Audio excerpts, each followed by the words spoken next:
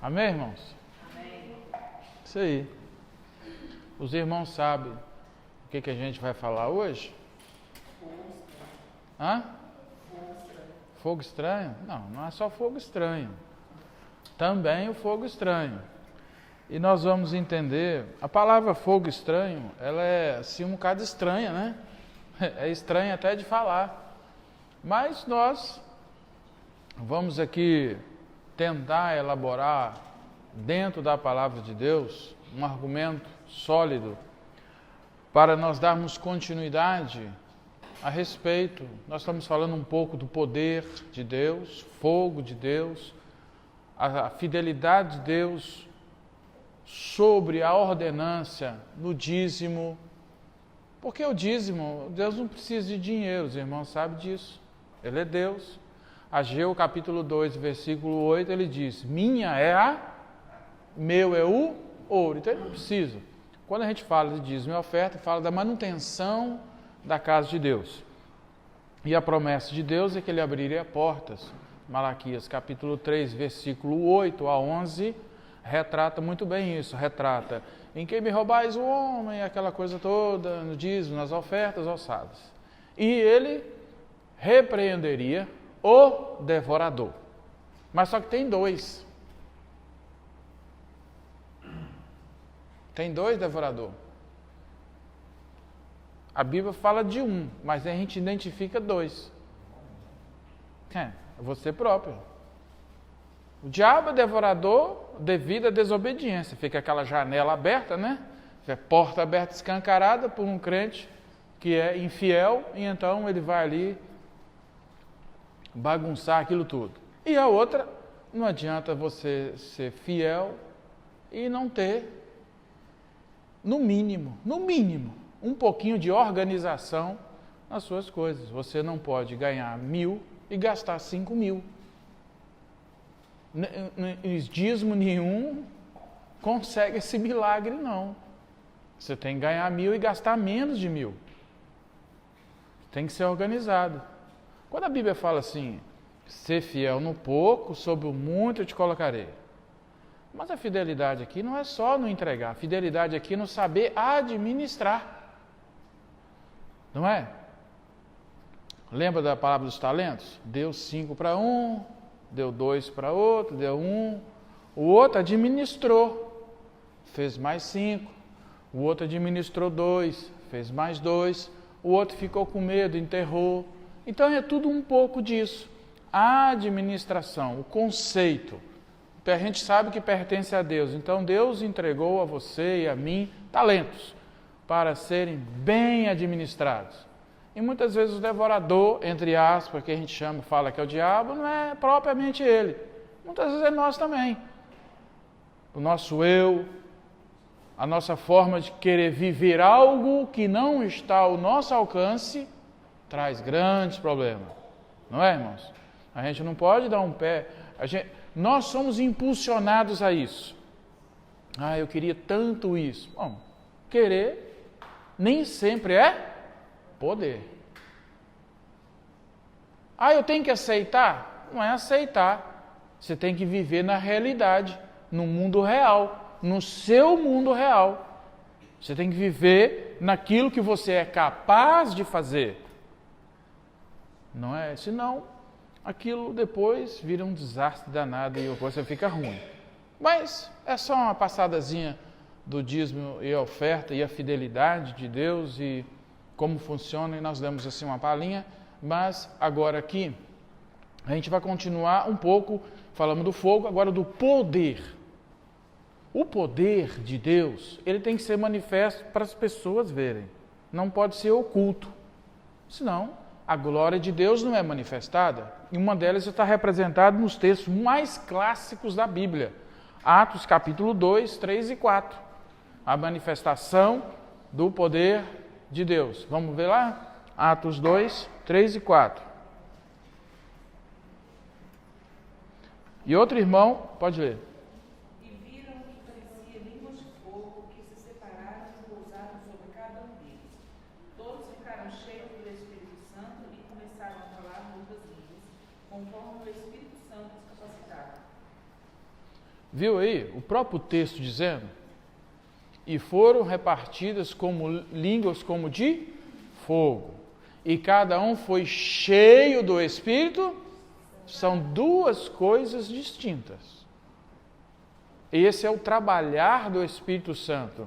É o que ele encontrou em cada um para operar a sua obra. Poder de cura, sabedoria, discernimento. Ele foi distribuindo. E agora você vê uma manifestação pública. As curas, libertações, irmãos. O batismo com o Espírito Santo. O enchimento de poder, Deus usando vidas. Isso não pode ser oculto. Porque se fosse tudo no oculto, como que as pessoas que não conhecem a Cristo iam ver esse poder manifesto? Você convida uma pessoa para vir aqui na igreja, ele vai dizer assim, é normal, não vi nada de anormal. Mas o que uma pessoa chama de normal ou anormal? Para ela quer dizer o quê? Barulho, movimento, língua. O que era fora do normal na época de Jesus? A cura. Não se via cura naquela altura. Não está se vendo cura, libertação. Não se via ninguém ressuscitar. Isso é coisa muito fora do normal. E hoje, no nosso tempo, quando a pessoa fala, vi uma igreja normal, mas o que é uma igreja normal? Quieta? Sem barulho? Então, a manifestação do poder de Deus, através do Espírito Santo, é assim. Para que a glória de Deus se manifeste entre os homens, é preciso alguém ser usado por Deus, ser cheio de Deus, manifestar a glória de Deus pelo seu poder, para que o mundo o conheça. Mas ele tem que ser através de quem? De nós. Lá estava presente os 12 e mais uma multidão de gente que foram batizados e cheios do Espírito Santo. Para a gente completar esse argumento, vamos ler 2 Coríntios, capítulo 9, 7 a 15. Presta bem atenção no que eu estou falando, desse argumento, para você entender isso. 2 Coríntios, capítulo 9, de 7 a 15.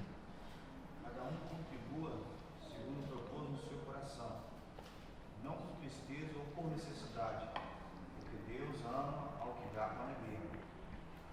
E Deus é poderoso para tornar abundante em vós toda graça, a fim de que tendo sempre toda suficiência, superabundeis em toda boa obra, conforme está escrito, espalhou Deus aos pobres a sua justiça permanente para sempre.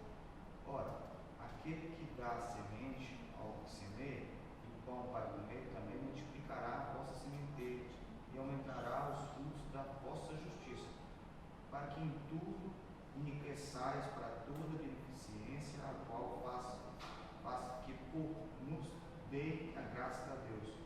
Porque a administração desse serviço não é só sobre as necessidades dos santos, mas também resulta em muitas graças que se dão a Deus.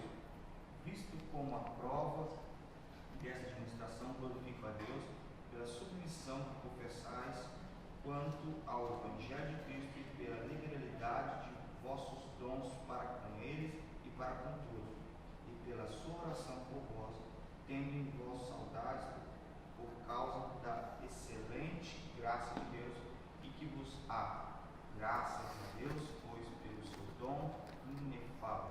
Amém. Viram aí a necessidade? O apóstolo Paulo, ele fala por completo. Desculpa, eu me perdi. O senhor citou aonde que é? 2 Coríntios 9, 7 a 15. Tá, eu estava no 8 aqui procurando, o irmão estava lendo. É 9, 7 a 15. Obrigada. A manifestação divina, a gente vê que tudo que se retrata o Espírito Santo se funde. O irmão leu um trecho que falava assim, não só na necessidade dos santos, mas também num conjunto total, aquilo que envolve as maravilhas de Deus, a justiça do Senhor. Porque a gente está muito focado em valores e existe outros valores superior a esses, igual Jesus diz assim, uai, o que adianta dizimar, falar em língua e não ter amor? 1 Coríntios capítulo 13. O mais importante é o amor, não é? Agora você junta o amor com a fidelidade, com a ajuda ao próximo, dá a mão ao próximo, não é, irmãos? Hoje as pessoas, elas se alimentam muito. Hoje nós estamos vivendo outros tempos. Tudo bem. Veja bem, nós estamos vivendo outros tempos? Sim. Qual é a água que é oferecida para você? Você bebe ela se quiser. Você não é obrigado a aceitar tudo que houve. Você não é obrigado a comer tudo que te põe à mesa. Não. Assim é a palavra de Deus. Você não é obrigado a dizer, mas hoje as coisas têm que ser assim, eu tenho que ser assado. Mas a Bíblia, ela é bem clara. O amor de muitos esfriariam, não mudou nada, está se cumprindo o que está escrito nas Escrituras. Você não deve mudar. Você deve mudar, sim, para melhor. Não é, irmã? Mudar para melhor. Para quê? Para que a manifestação divina opere no querer de Deus, porque o nosso querer não presta, irmãos. O nosso querer envolve o quê? Nosso desejo. Nosso querer só envolve isso. As concupiscências da carne.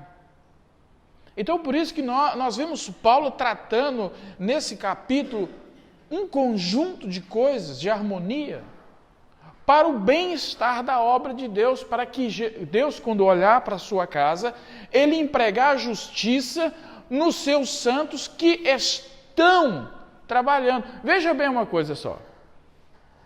É muito bonito a gente ver algumas pessoas dizendo, nós somos uma igreja, né? Nós somos um só corpo. É bonito. Nós somos um só isso, um só aquilo, e Cristo é a cabeça. E Paulo fala aqui de um conjunto de coisas que deve ser feito para se unir a esse corpo.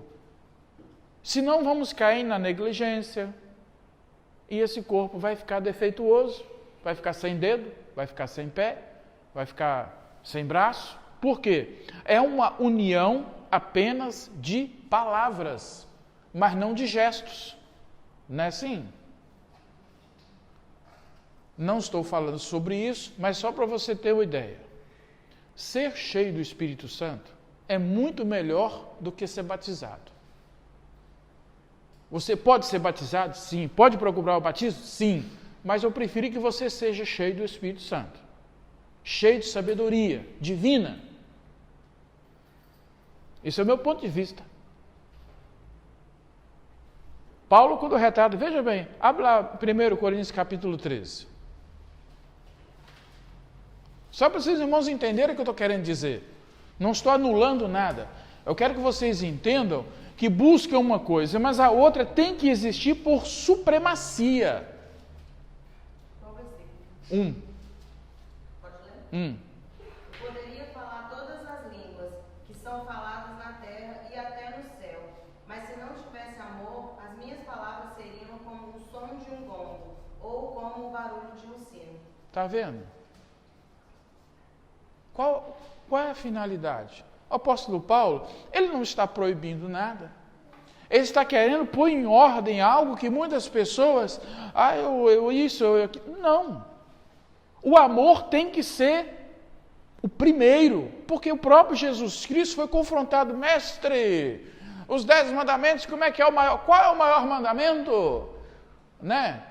Colocando Jesus assim para responder, Jesus tem dificuldade nenhuma. E ele diz, olha, amarás o Senhor teu de todo o teu coração, todas as tuas forças de pensamento.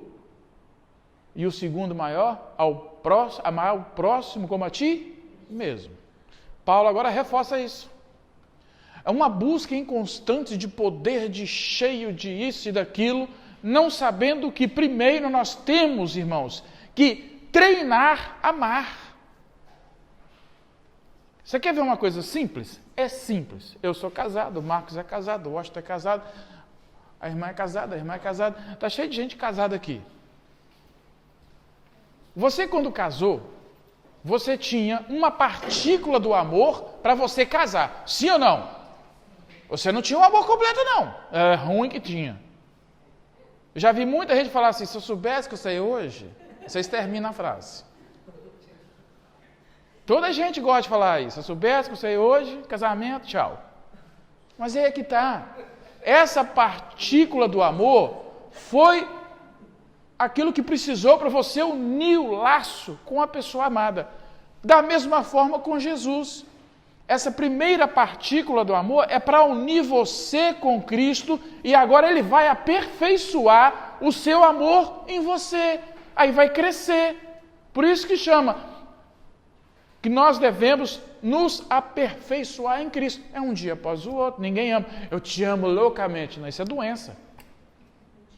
É mentira, isso é doença. É mais doença do que verdade. Não existe. A gente passa a gostar, sente-se bem do lado, e tal, aquela troca. Mas assim com Cristo é a mesma coisa. A mesma coisa a maneira de falar. Mas o amor com Cristo só cresce, irmão, com intimidade, conhecimento, conversando, né? Participando dia a dia com o Senhor. Casa para você ver, levanta de manhã todo dia. Poxa, aquele animal, não ouvi nem sair da cama, já 10 vezes que nem estou saindo, viu? Se não houver essa particularidade, o casamento vai durar quanto tempo, irmãos? Não vai durar, não. Com a noiva, nós somos a noiva e Cristo, se a gente não tiver afinidade com o noivo, praticar aquilo que Ele nos deixou, como que a gente vai querer uma noiva cheia de fogo? Ela vai pegar fogo, mas é fogo terreno. Porque do céu não vai ter fogo nenhum. Tem que ter afinidade. Tem que buscar as coisas de Deus com sabedoria, paciência. Olha, Deus não gosta que ninguém corre até Ele. Dá um passo a seguir o outro, consciente, com firmeza, que você chega primeiro que quem está correndo. Acho assim, né, Joelson? Quem corre, tropeça. Quem corre, toma decisão rápida demais e olha, não, cansa rápido. Você tem que caminhar para Cristo com consciência, com entendimento, aprendendo, buscando, perguntando. Ninguém nasce sabendo, irmãos. Eu não sabia que era assim. Não sabia? Nem eu. O único que sabia errou. O único que nasceu sabendo errou. Imagina eu que não nasci sabendo. Os irmãos sabem quem nasceu sabendo errou. Adão. Fora ele, ninguém nasceu sabendo. Foi só o único. Eles falam que Eva não. Eva sabia menos que Adão ainda, porque a ordem foi dada para quem? Instrui ela, viu? Cuida dela. Ensina ela. É o único que nasceu ali com o livro, como é que chama o livro de instruções? Dá o nome para ela. Dá o nome para ela. Tudo. Foi ou não foi? Então ele foi o único que nasceu sabendo. Ainda deu no que deu. É aí que eu não concordo de falar que a mulher é culpada pelo pecado que ela não é mentira. Não, assim.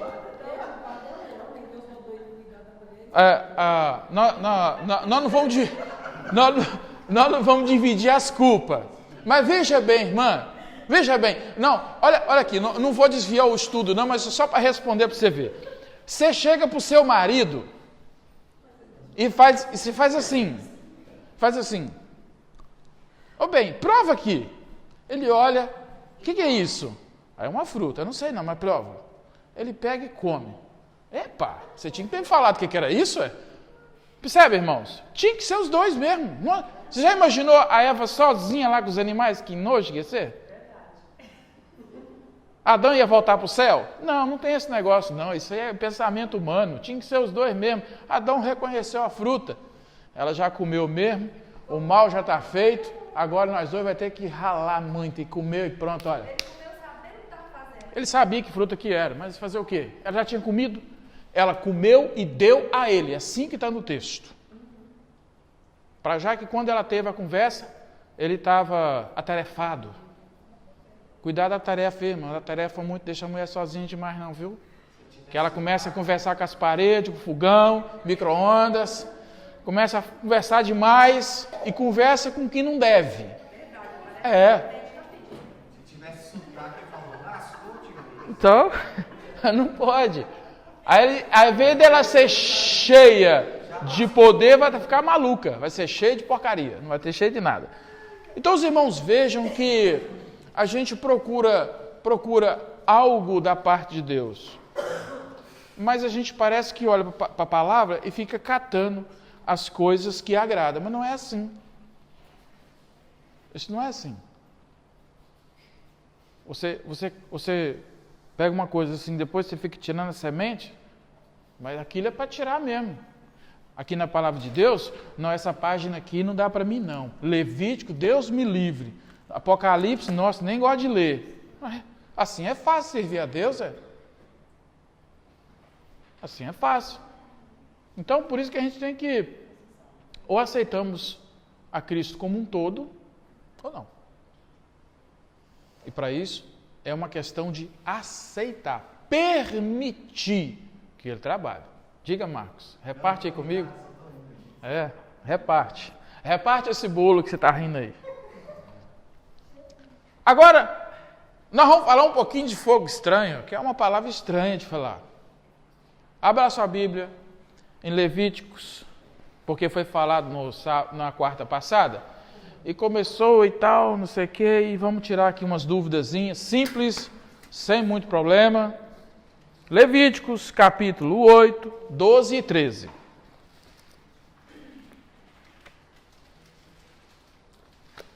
Em seguida derramou o óleo da unção sobre a cabeça de Arão e ungiu para consagrá-lo. Depois Moisés trouxe os filhos de Arão e os vestiu com túnicas, e pôs-lhes cintos e turbantes, conforme o Senhor havia ordenado. Aqui a gente vê o que? Uma ungiu Arão e seus filhos. Separado. É para a gente entender passo a passo. Eu não vou ler todo o texto, porque é muito grande. E outra, aqui existe aqui uma formalidade. Vai ser feito aqui algo especial, porque naquela altura não é igual hoje. Hoje separa uma pessoa, Deus, ora, amém, está consagrado. Aqui não. Aqui era diferente. Aqui tinha expiação, perdão, não sei o quê, um monte de coisa. Mas eu quero só mostrar para os irmãos que antes de a gente chegar no fogo estranho, vocês veem que eles foram separados primeiro. Tanto o pai e os filhos. Agora nós vamos ler o 10, 1 a 3. Vamos de parte em parte para a gente entender. E aconteceu que Nadab e Abiú, filhos de Arão, pegaram cada um seu incensário, e pondo-lhe fogo e incenso, ofereceram fogo não permitido diante do Senhor, o que ele não havia ordenado. Então saiu o fogo de diante do Senhor e o devorou, e morreram diante do Senhor. Moisés disse a Arão: foi isto que o Senhor falou? Manifestarei minha santidade entre aqueles que se aproximarem de mim, e serei glorificado diante de todo o povo. Mas Arão ficou em silêncio. Agora, eu vou ler uma parte aqui na minha Bíblia, para vocês entenderem, que eu vou ler mais um texto, para vocês verem que fogo estranho e por que é que eles tiveram essa intenção de fazer. A primeira coisa, antes de apresentar, houve um rastilho, o que provocou eles. Olha o que diz no rodapé da minha Bíblia. Nadab e Abiú puseram nos seus incensários queimador de incenso, carvões em brasa de fonte estranha. Tudo no tabernáculo era escolhido. Não era qualquer madeira, não era qualquer tição. Além disso, oferecer incenso no altar tinha que ser feito exclusivamente pelo sumo sacerdote. O que levou eles a fazer isso, sendo que eles já sabiam disso? Olha aqui o que Deus fala no capítulo 10, no versículo 8 a 11. Pode ler. O Senhor também falou a Arão: nem tu, nem teus filhos bebereis vinho, nem bebida forte, quando entrares na tenda da revelação. Do contrário, morrereis. Este é um estatuto perpétuo, através da vossa geração, não somente para fazer separação entre o santo e o profano, e entre o puro e o impuro. Entre o puro, no rodapé da minha Bíblia. Alguns intérpretes sugerem que Nadab e Abiú fizeram isso sob efeito de bebida alcoólica. Era comum entre eles beberem. Reis do Egito, era comum a bebida. Só que dentro da separação, é igual um crente novo, irmãos. Veja bem, um crente aceita Jesus e começa a andar com Cristo. Aí ele começa a andar com Cristo e já começa a ver algo que, olha, você não pode fazer isso desagrada o Senhor. Você pode, mas não deve. O apóstolo Paulo diz, posso todas, mas nem todas Aqui, se eu fui liberto disso, eu não posso fazer mais, porque eu vou causar aqui um transtorno. Então eu não posso fazer. Eu tenho que entender que não posso, não é me obrigar a dizer, você não vai fazer porque você... Não, eu tenho que aprender, entender que aquilo já não faz parte da minha vida. Aí agora vem a separação do sacerdote. Eu sou separada, pastor. Pastor, aquilo que você já sabia menos agora. Você como crente não agora, como pastor, antes, como é que é? A gente é crente, né? Tal, bate boca, não sei o que, aquilo. Pastor, é igual a ovelha muda.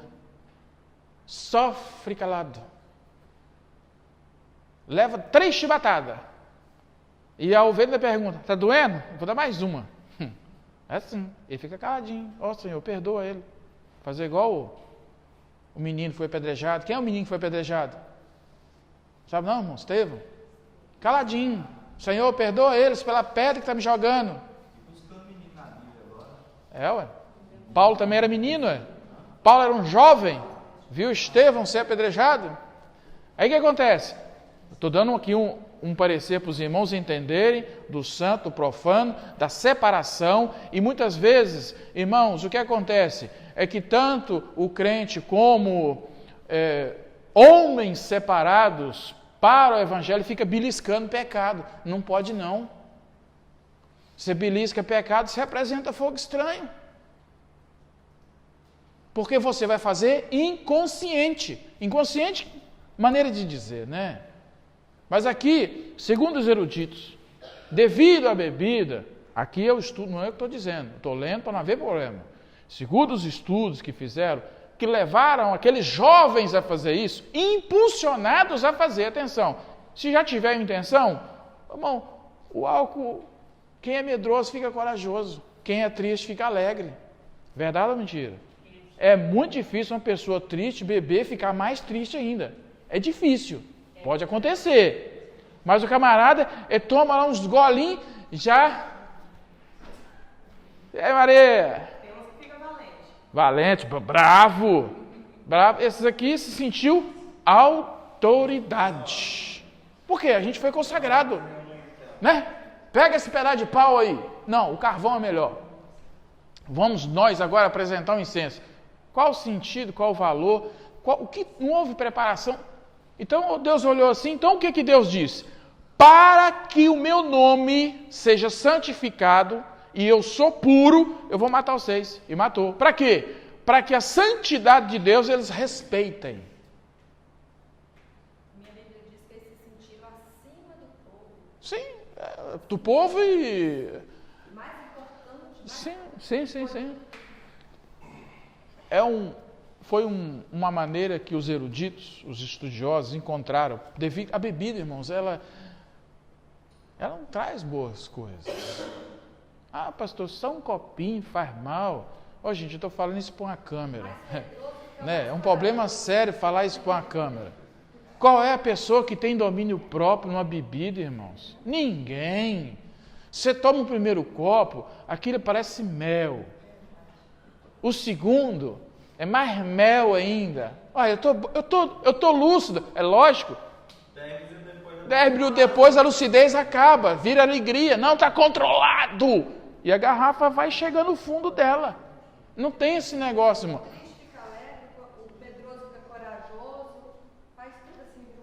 Esse negócio é um problema. Sai fora disso. Você não precisa disso. Toma um suco de uva, então.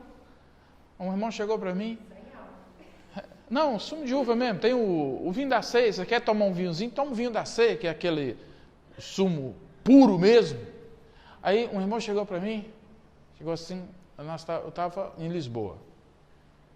Ele veio do café com a garrafinha na mão. Eu sabia que ele vinha para me provocar. Aí veio tomando e tal. Pá. Chegou. E aí, pastor, vai um golinho aí. O que é isso? É baré cola? A garrafa é igualzinha de cerveja. Me fez lembrar de baré cola. Ah, isso aqui, não sabe ler não? Sem álcool. Ó, irmão, eu não preciso voltar para o Egito para despistar que isso é cerveja, não, filho. É você está dizendo que está doido para tomar esse troço. Quer dizer o quê? Que você é fraco. Você precisa do Espírito Santo, do fogo do Espírito Santo, para queimar essa fraqueza sua e colocar ele aí dentro. Você para que é isso aí? Só para você ter o sabor da cevada? Você está se diminuindo. Valoriza a sua vida, você é superior, rapaz. Larga essa treta aí. Isso vai, sem álcool não, aquilo traz você de volta para o mundo antigo. Traz. Ninguém belisca pecado, irmão. E não tira um pedaço grande depois, não? Pode falar, irmão. Então, naquela época, então, existia o álcool, eles bebiam o álcool. E como? Então, pronto. A gente sabia que eu já vi pessoas, né, irmão, agora acabam de dizer agora, sem álcool, tudo bem. Sim. Não tá dizendo. Então, não há problema. Estou dizendo, peraí, deixa eu me estar entendendo o que eu quero dizer. Sim. Entendeu? Sim. Entendeu? É porque naquela altura existia muitos dizem, antigamente o vinho não tinha álcool, não era Não, isso é treta, irmão. Mas você acabou de dizer agora que então tinha, eles lá beberiam. Sim, mas sempre foi restringido. Não, era. Sempre Deus restringiu. Veja bem, vou dar só um exemplo para você, o que o álcool faz. Vai um senhor num barquinho, né, cheio de bicho. Passa um ano navegando naquele bichaiada danada, aquela catinga de animal. Aí a arca pousa.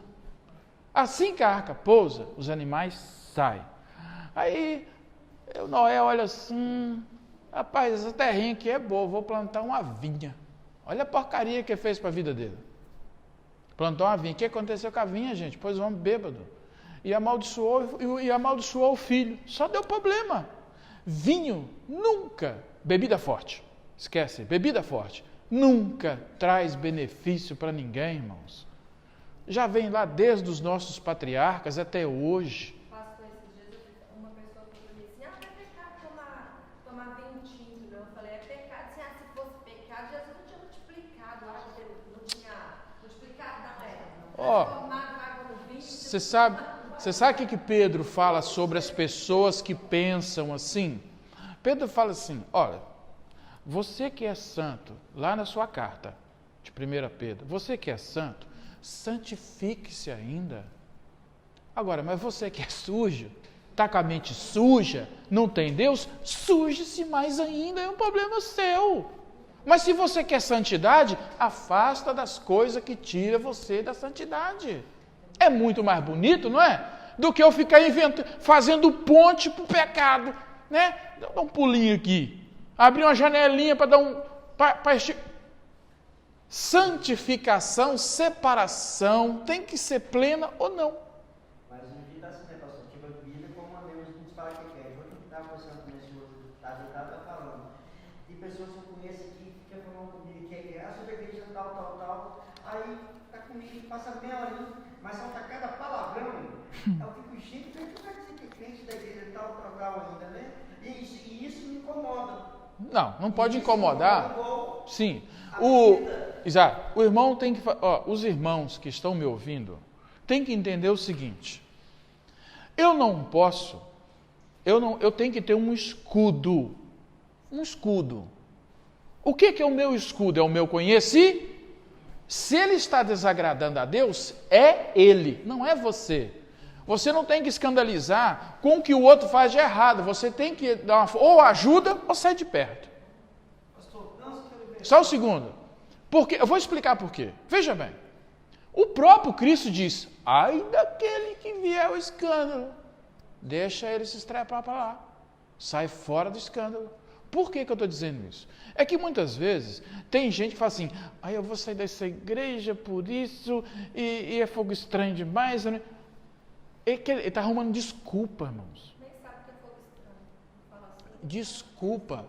O verdadeiro adorador, aonde ele senta, onde ele planta o pé, a glória de Deus envolve ele e deixa o pau quebrar para lá. O grande problema das pessoas hoje, que não sabe cultuar a Deus, fique assim, ó.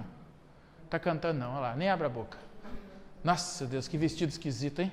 Meu Deus do céu, aleluia, glória a Deus. Ei, irmão, corta esse cabelo, hein? Só o Senhor é... Ué, ele está cultuando a Deus ou está passando um pente fino nos irmãos? Não faz a barba igual o pastor, não fez a barba hoje. Pastor, você está dando estudo bíblico, tem que fazer a barba, pastor. Incomoda com a sua vida e deixa dos outros em paz, meu Deus do céu. Estou errado, irmão? A gente está parecendo que as pessoas ficam na janela. Ué, fulano não passou aqui hoje ainda não? Será que eu cheguei atrasado? Entendeu? O Espírito Santo, irmãos, ele não gosta disso não. A gente parece fofoqueiro. Diga, irmão. Ô pastor, e quando a pessoa é membro da mesma igreja sua, crente velho, aí sai com você, põe uma sambinha na mesa. Peraí, não tem nada a ver não. Ué, pode beber à vontade. Não converteu ainda? Tem que se converter, ué. Não converteu? Mas o problema é desse, é porque ainda vai aí pra frente cantar. Aí não. Não é aqui, né? Aqui não. Diga. Só lembra o versículo que fala, não lembro onde, quando fala mais ou menos assim, que o pecado, toda vida que se você tem dúvida que isso é pecado, ele passa a ser, por mais que talvez ele não seja. É mas Paulo. A partir do momento que você começa a ter dúvida que aquilo para a sua vida é pecado. Paulo fala sobre isso. Ou seja, o pecado é tudo aquilo que começa a ferir a sua alma, começa a te... Sim, como eu posso dizer a palavra correta? Pecado, tudo aquilo que começa a te incomodar, ou você fala assim, opa, que te traz dúvida, né? Ou seja, ou é sim ou não, passando de ser procedência mais... Quando a gente... Férias, Sim. né? Quando a gente tem a chama de Deus ardendo dentro de nós, vamos dizer a chama de Cristo, essa chama é para queimar os vícios. O zóio, esse zóio aqui é um problema. Pensa num bicho. É duas coisas que tem que ser domadas no homem: olho e língua. É olho e língua. O olho vê, a língua fala logo. Quando não fala, pensa, manda para lá. É os dois que tem que ser domados. E quem é que doma ainda? É o Espírito Santo. Olha, entra em mim, não deixa Pedro entrar não, senão vai ficar ruim. Se Pedro entrar, acabou. Aí o pau quebra. Ver a forma de ver de cada irmão, a gente vai observando. Porque, tipo assim, que querendo ou não está falando sobre vinho ou não, Sim. a Bíblia também não fala se é pecado ou se não é. A Bíblia tem 53 versículos só no Novo que adverte do mal do vinho. Mas não fala se é pecado. Mas traz, né, irmão? Mas tudo bem, mas eu estou dizendo, por exemplo, Sim, tem muita gente que pega nisso só... sim, Exato, mas traz escândalo, não acha? sim, eu estou dizendo o seguinte, o que acontece é o seguinte, igual o seu próprio falou, o apóstolo Paulo falou, posso todas as coisas, mas nem todas me convêm. Isso, Certo? isso. A pessoa que vai ver se isso para a sua vida é benefício ou não, se vai fazer mal para ela ou não, Sim, por causa do escândalo. Mas sim. estamos falando uma coisa assim, porque está falando logo, está dando a entender, dizendo logo que é pecado. Eu não vejo assim. Eu vejo nesse aspecto acerca dos mal. Concordo plenamente com o que o senhor falou aí. Só que aí quem que falou que agora uma coisa acerca disso? Tiago fala que se muitas das vezes nós tentamos, acerca da palavra, fala que nós tentamos, se erramos uma dessas leis, somos transgressores de toda a palavra, né? Sim. Agora veja bem, para a gente pular um bocado esse negócio da bebida, que essa bebida é fogo estranho. Deixa eu falar só mais uma coisa. Sim. Mas a própria Bíblia diz, não diz? Que não se embriagueis com vinho, mas encheis com o Espírito Santo. Eu acho que quem tem o Espírito Santo dentro dele, não precisa de bebida nada. Lógico que não. Eu acho que o Washington do meu lado é um exemplo, porque o Washington bebia tudo, mas depois que veio para a igreja, Repete lá de novo. ele se libertou. Repete Então, lá essa frase de novo. quando Bebia, né? Bebia, aí né? quando vê uma pessoa que já está na igreja há mais tempo com ele, tem na direção um trabalho na igreja e põe um vinho na mesa, É mal, né? ficamos escandalizados, vai dizer a Eu verdade. estou dizendo só assim, quando as coisas erradas te incomodam, tipo o cabelo fala só um palavrão, a bebida sem álcool. Aí não é sendo um rótulo, sendo uma garrafa de cerveja, já me incomoda. Entendeu? Eu sou um abrigo para falar um palavrão, isso já me incomoda. No meu carro, eu não aceito que ninguém, nas minhas carrinhas do meu carro, não aceito que ninguém coloque uma música mundana. Eu cheguei na hora, quando a primeira coisa que eu faço, não aceito. Porque isso me incomoda hoje em dia. Entendeu? Veja bem, irmãos. Então, posso ler um versículo bíblico para responder isso aí? Romanos 12, 1. Vamos ler lá.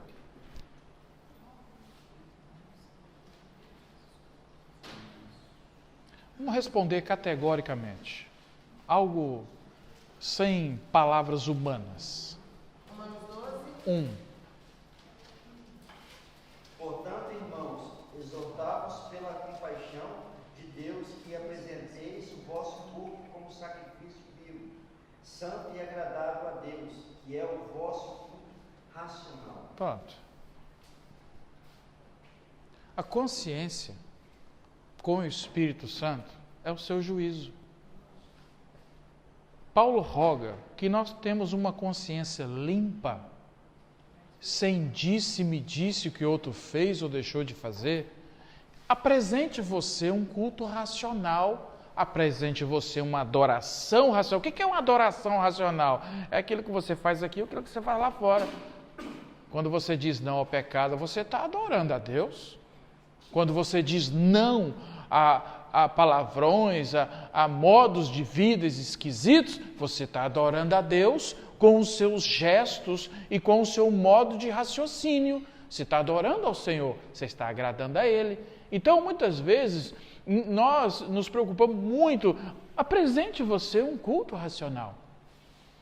E ensine aquelas pessoas, olha, por que você não apresenta? Em vez de você ficar se desculpando com isso, que a Bíblia não fala, apresente um culto racional. É muito melhor. Porque Paulo estava lidando com pessoas cheias de vícios. E uma delas era adoração a ídolos. Ainda mais em Roma, Itália. Aquilo era só prostituição espiritual. Do outro lado também. Então, irmãos, o nosso culto racional vem de algo em que nós... O que o apóstolo Paulo diz? O apóstolo Paulo não. Acho que é Tiago. Fugir da aparência do mal. Nós devemos fugir ou ficar ali dando bobeira? É fugir, sai fora. Olha a pergunta que as pessoas fazem. Pastor, se acontecer isso na sua frente, o que você faz? Eu saio fora, eu vou ficar ali para quê? O que eu vou ficar ali fazendo? A Bíblia diz para fugir é de 7 pés mesmo, irmão. É lógico. É porque o grande problema hoje é que a gente quer que os outros se santifiquem. Não é obrigação sua fazer ninguém santificar. É você que tem que santificar. Se ele não quer santificar, se o Espírito Santo de Deus não o convenceu, você vai convencer ele como? Que é o Espírito Santo que nos convence que nós temos que melhorar a nossa forma de adorar a Deus. É o Espírito Santo que mostra, olha, isso aí, veja bem, você traz um amigo para sua casa, né? Vamos lá. E aquele amigo é um recém-convertido. E ele gostava de um goró. Aí você vai, senta aí, irmão. Faz um almoço para nós aqui, põe uma garrafa de vinho. Ué, pastor, pode beber? Não, é só um copinho. E ele era um viciado. Como é que fica isso? Ele vai voltar ao vício de novo. Então não pode. Então isso não é culto racional, é isso que eu estou querendo dizer para os irmãos. Culto racional é aquilo que eu identifico, isso não é bom. Isso não é bom. Então se não é bom, por que eu vou colocar diante dos meus olhos? Eu só ponho coisas boas diante dos meus olhos. Se não é bom, então não é bom, não vou pôr diante dos meus olhos, porque eu vou tentar Deus. É uma questão de inteligência. Exato. Agora, você entrou onde eu queria, mas para isso eu preciso do Espírito Santo para raciocinar, mas isso não é bom. Então eu não vou fazer. Ah, mas qual o problema? Então você está tentando Deus, depois não. Diga, gosta. O senhor acabou de dizer para mim que a gente devemos, olhar o que os outros fazem, aquelas coisas que temos, tudo bem. Não devo julgar. A gente olhar, a gente olha. Julgar, não. Mas se eu gostou de coração, que me dói eu estar sentado aqui. Entendeu? Mas aí que tá, pastor, você está vendo uma pessoa aí na frente, louvando a Deus, você vê que a pessoa... Isso é outro caso, né, irmão? Veja bem, agora deixa eu só explicar. Se eu sei que um irmão está em erro, você sabe, e eu não sei, e ninguém me diz nada, e a pessoa vem aqui, faz o que tem e acontece, aí eu chamo ele e falo, irmão, você tem esse vício assim? Aí eu tenho. Ah, tá bem, tá bom. Você quer que eu fale alguma coisa com ele? Eu não dou oportunidade mais, só isso. Aí se ele me perguntar depois, eu falo, irmãos, a igreja do Senhor, ela tem regras. E nós temos que obedecer o estatuto, nós temos que obedecer a palavra. Entendeu? Eu não vou brigar, xingar, bater, cortar ele na espada. Jesus não fez isso. Eu tenho que mostrar para ele que aquilo que ele faz não está correto. Mas aí que eu estou dizendo, incomoda desde que... Sim, eu sei. Incorreta. Exato. Mas aí, tudo bem. Eu falo, a casa que Deus me pôs para governar é essa. Vamos supor que alguém está fazendo essa atitude, mas o pastor não sabe. E as pessoas, o pastor sabe, eu não sei tudo, não sou Deus, não leio pensamento, nem sou bruxo.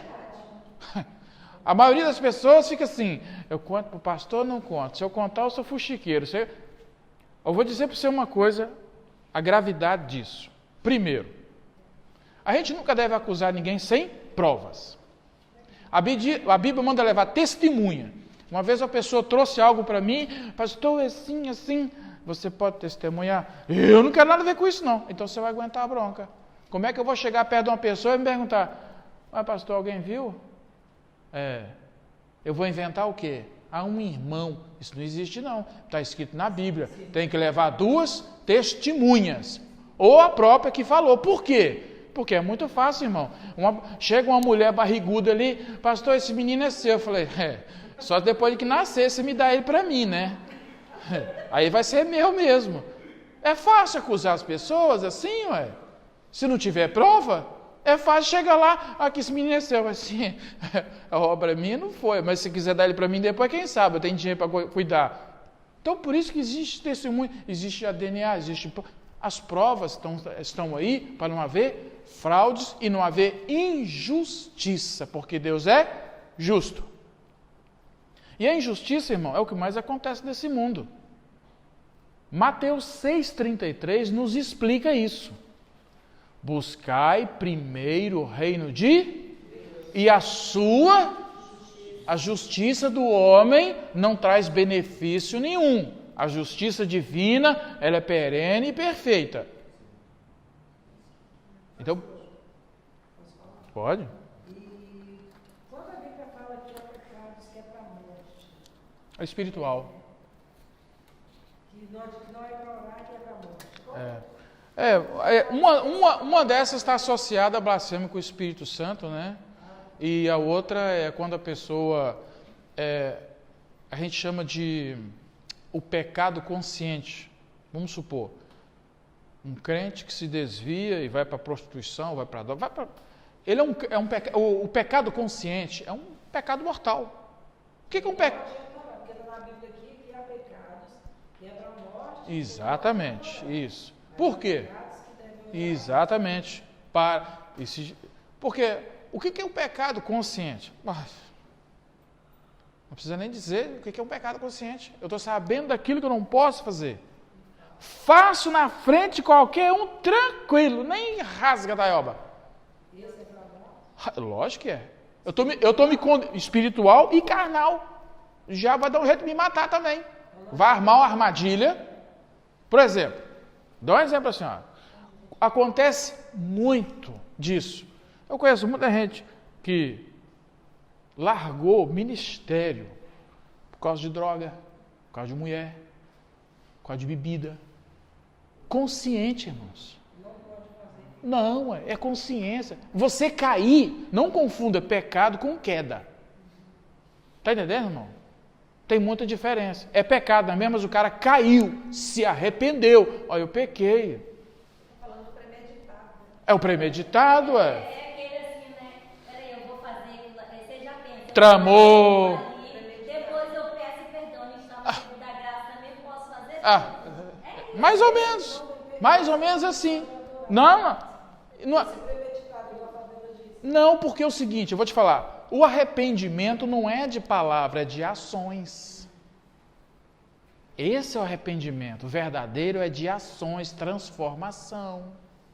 Porque senão, irmão, pastor, eu estou arrependido. Aí quem sou eu para julgar ele? Mas as ações dele vai dizer que se está arrependido ou não. Eu não posso privar ninguém que chega assim, eu quero pedir perdão a Deus. Peça. Certo dia eu estava ouvindo um rádio lá em casa, quando eu ficou ouvindo pela internet, tinha uma história em que um pastor ele estava em adultério há 2 anos. Sim. E ele chegou uma oração, Deus usava ele mesmo assim, Sim. ele estando em pecado. Sim. E então ele fez uma oração e falou com Deus, falou assim, Deus, me desmascara perante a igreja, porque eu já não quero viver assim, mas também não tenho coragem de assumir o meu erro. Sim. E consertar. Aí ele foi para a igreja, diz ele que naquele dia não era ele que ia levar a palavra, acabou que a pessoa que ia levar a palavra faltou e ele teve que levar a palavra, e a igreja foi um mover, Deus usou ele tremendamente, e aquilo tudo. E ele chegou em casa e falou com Deus, falou assim, mas por quê? Eu pedi ao Senhor para me desmascarar e o Senhor ainda me usou. Aí a resposta de Deus para ele foi, no grande dia nós nos encontraremos. Mas eu digo outra, esse é um versículo. Quando Jesus diz às pessoas, Senhor, em teu nome curamos, em teu nome, olha, fez isso, em teu nome fez aquilo, ele vai dizer, apartai-vos de mim, maldito, que eu não vos falar o nome de Cristo, irmão. Pode falar, isso não há problema. Tem que ter. Você sabe qual é o verdadeiro arrependimento para mim? O ser humano gosta muito de humilhar as pessoas, colocar ele aqui na frente, igual a senhora falou aí, e eu pequei, e agora a igreja mata ele. Mata ele, pecou. Arrependimento para mim, irmãos, é quando a pessoa deixa o pecado e se humilha aos pés do Senhor, com perdão, com lágrimas, com arrependimento. Isso sim, Deus perdoa. Martirizar pessoas, isso não é bíblico. Jesus não martirizou ninguém. Queriam martirizar uma pessoa, uma mulher. Olha, foi pega em ato de adultério. A lei manda apedrejar. E ela adulterou sozinha, né? Sozinho, o homem não está lá sozinho, não, o homem não está. É sempre assim. Mas isso que eu quero dizer para os irmãos. Vai ter muita gente que vai receber perdão e nunca veio aqui na frente, aqui, ó, aí eu pequei. Mas porque se arrependeu amargamente, como Pedro. Arrependeu amargamente do que fez, se converteu verdadeiramente e foi fazer a obra de Deus. Porque aquele que se arrepende não volta a pecar. Afasta, ele deixa o pecado. Arrependimento, irmãos. Isso é que traz a glória de Deus. Entendeu?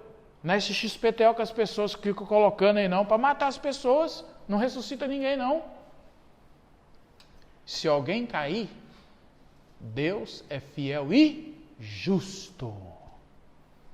Esse é o negócio agora. A pessoa está no pecado, gosta de estar lá. Não, mano. Tem que mesmo buscar arrependimento. Para isso tem que ter a chama cá dentro. A chama do Espírito Santo. Para limpar Os irmãos sabem que fogo limpa tudo, irmãos. Ainda mais o fogo do Espírito de Deus. Vai limpando, vai tirando tudo aquilo que não presta. Mas deixa limpinho. Vamos ler aqui só mais um. Pastor, Diga. só 1 de João 5,16, né? Pode ler? Se alguém visse seu irmão cometendo pecado que leva à morte, ore e Deus lhe dará a vida. Então, se eu vejo que meu irmão está cometendo algo que não agrada, Interceda por ele? tenho que orar por ele e não falar. Deus vai dar a vida. Mas tem outro texto que eu estou procurando aqui que Não, eu de Tiago, parece. Exato. Diz que se você vê o seu irmão pegar, você vai até ele. E leva um irmão, depois leva Você outro. vai sozinho até ele. Isso. Se não, leva. Exato. Se não aceitou, você vai e leva mais um irmão. Se não aceitou, leva a igreja. Leva diante da igreja. Exatamente. Isso é porque é o seguinte: orai por todos os homens. Quando Paulo fala, é Paulo que retrata isso. Quando Paulo retrata isso, está dizendo para interceder quem está à nossa volta, independente se é patrão, se é crente. Por quê? Há diversidade de formas de orar. Eu oro pela santificação do irmão, pela igreja. O patrão para a conversão, para que o Espírito Santo... Então, as orações são diferentes. As formas de apresentar a oração para aquela pessoa que está em pecado é diferente de orar pela igreja, para o irmão que está necessitando. Então, apresentar essas vidas a Deus é uma forma de eu cumprir a palavra de Deus, não que haja em mim poder, mas que haja em mim uma fonte para eu ser usado para aquela pessoa. Porque condenar é muito fácil. Irmãos, a gente tem, não sei se é receio, ou para mim é medo. O pecado, ele cega a pessoa. Você pensa que ele está vendo, mas ele não está, não. O próprio Jesus Cristo fala nitidamente que o pecado cega o entendimento. Ele está vendo, mas o entendimento nele está nulo. Poxa, o cara lê tanto a palavra de Deus, cara, e agora está nisso. O homem está cego, gente, precisa ser liberto. Entende? Só que a gente tem a mania de julgar. Não, isso é assim. Não, irmãos. Pensa outrora como você era. Como é que as coisas são. A gente não pode fazer isso. Esse mosquito aqui não vai sair na gravação. Eu vou ter que... Você sabe o que eu vou fazer? Eu vou ler um texto aqui. Hã? Eu tô achando que é a roupa, sabe? Acho que é a roupa. Faz uma tremenda falta, viu, irmão? Eu tô comendo pão com ovo a semana inteira. Tô fazendo a dieta do ovo, para ver se quando ela chegar, pega eu, fininho, né, morto, né? Pão com ovo não dá sustância para ninguém. Misericórdia. Nós envolvermos com o Espírito de Deus é uma coisa pessoal e não coletiva. Um exemplo. 1 Reis 18, 27 a 28. 1 Reis 18, 27 a 28.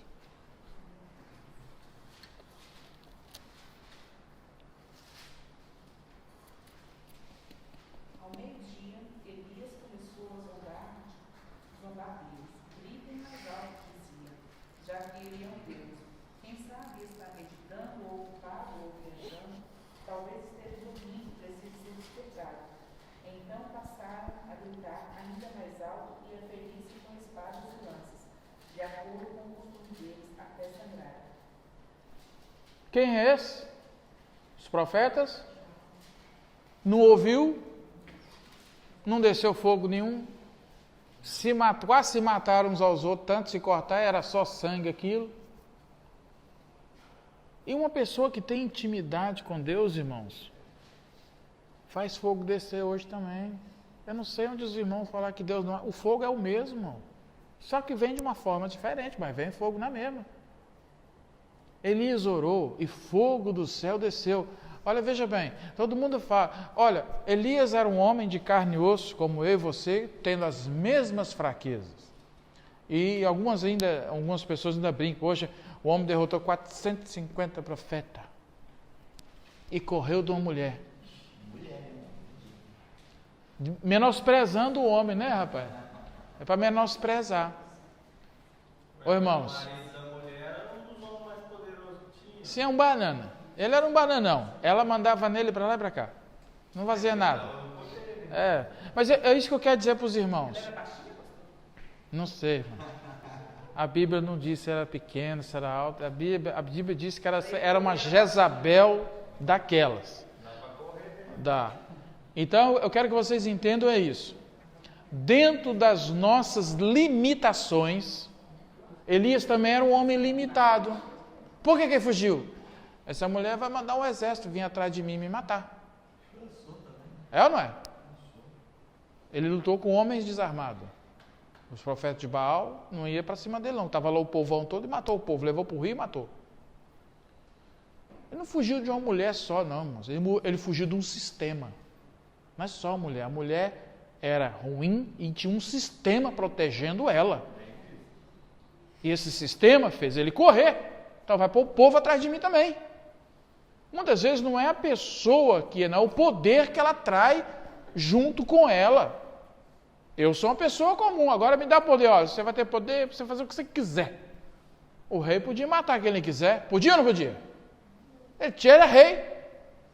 Ele não devia. Manda correr da mulher. Hã? Existiu o diabo e correr da mulher. É, não é? Manda. Então, Existe o diabo, feiteira, mas a mulher a mulher você corre. Você corre. O trem é bravo mesmo, né? O trem é bravo. Mas, aqui, se Elias tinha limitações com toda essa intimidade. Presta atenção, irmãos. Olha para você ver como é que é o negócio. Olha a intimidade de Elias. Fazer descer fogo do céu. Lamber o holocausto, a madeira, a água, a poeira, o pó. Até o pó. Está escrito ali. Pode ler o texto. Que eu li o texto, conheço o texto de trás para frente. E agora, ele vê um sistema fechando ele. Eu vou morrer aqui. Aí Deus vai dar uma força. Você quer fugir? Eu vou te dar uma ajudinha então. Pera lá. Leva lá comida para esse menino andar. Leva. Come aí. Come de novo. E com a força daquela comida, o bichinho andou 40 dias e 40 noites. Parecia um robozinho. Aí Deus levou ele para bem longe para falar com ele. Então, meu filho, o que você está fazendo aqui, rapaz? Muitas vezes a gente foge porque nós somos limitados. Chega um ponto que você fica limitado, você não tem domínio sobre aquilo. E isso é bom. Sabia? Você imaginou se você se achasse autossuficiente 100%? Pensou? Deus. Ou a deusa. Pode tudo? Não pode não. Nós somos limitados. E essa limitação é que nós temos que compreender e entender que nós temos que buscar forças em Deus.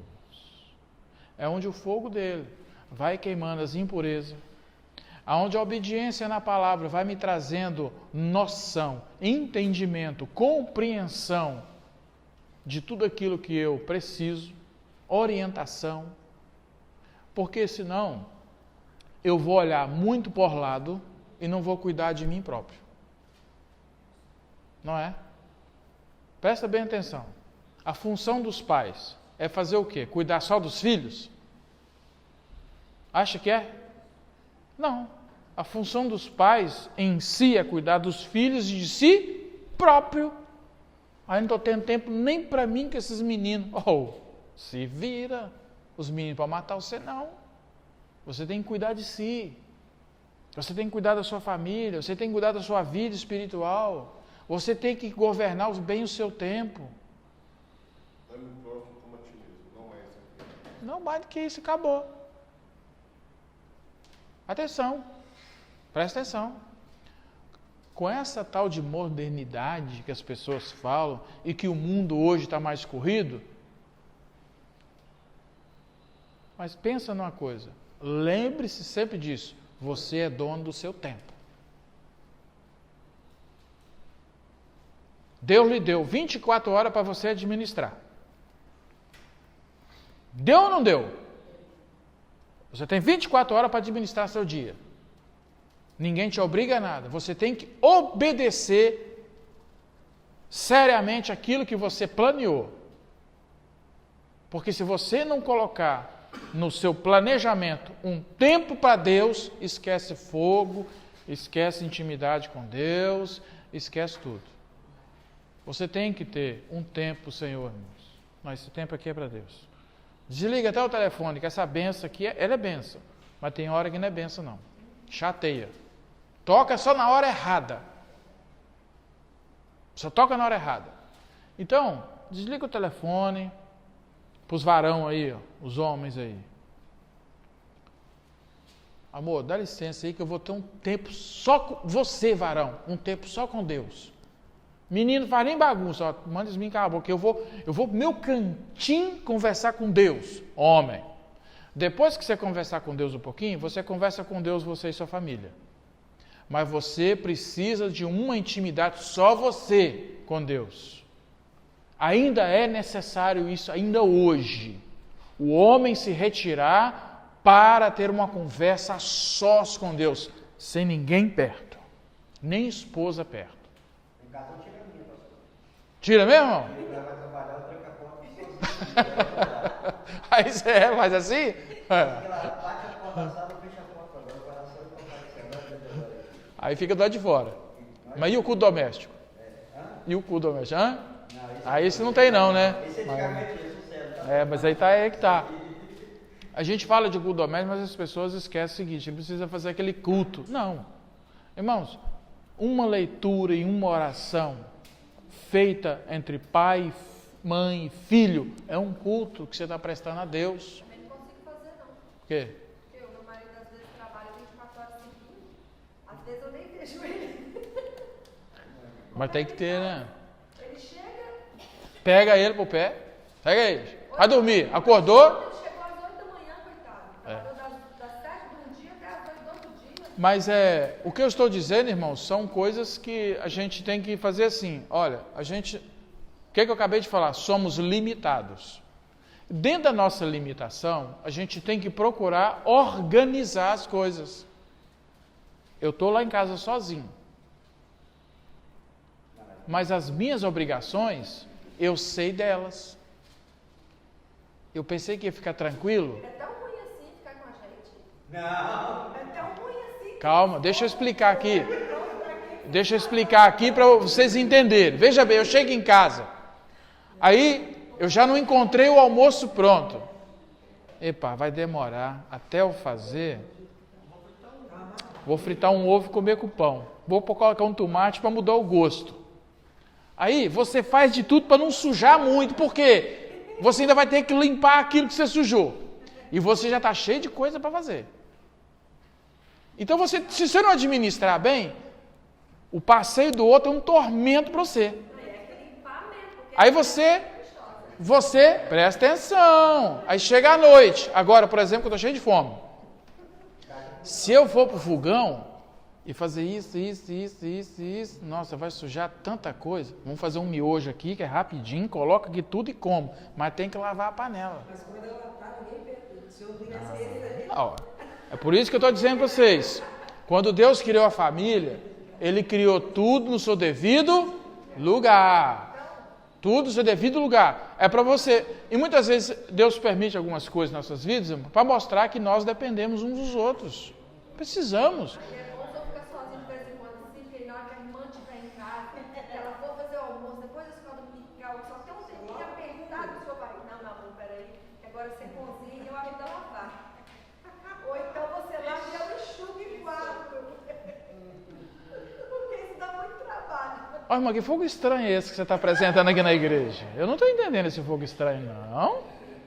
Só tem uma coisa que eu não faço, e isso traz problema lá em casa. Eu não adianta nem oferecer, que é fogo estranho, o negócio pega, mas pega ruim. Eles brincam comigo direto, eu só olho assim, olha. Não tentarás o Senhor teu pai. Nesse caso sou eu. É mandar eu estender roupa. Pegar, ainda vou lá. Mas eu estendo a roupa olhando lá para baixo. Eu vejo uma pessoa passando, vira as costas, saio. Eu falo, isso não dá para mim.